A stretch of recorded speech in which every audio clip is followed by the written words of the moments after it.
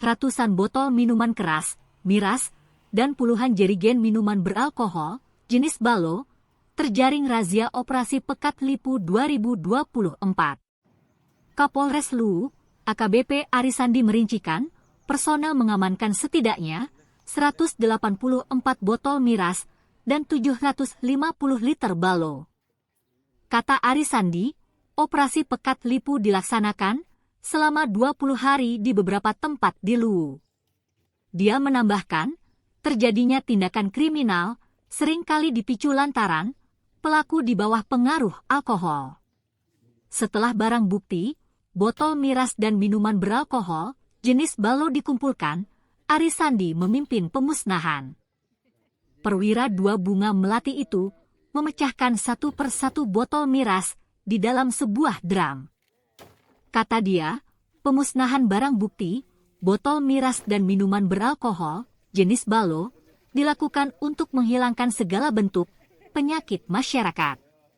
Selain razia miras, dalam Operasi Pekat Lipu 2024, Polres Luwu juga mengungkap 3 kasus pencurian handphone termasuk penadah. Kemudian, 1 kasus pencurian motor termasuk penadah. Lalu 1 kasus pemerkosaan, serta 1 kasus setubuh anak, serta 1 kasus pembakaran, dan terakhir 2 kasus judi.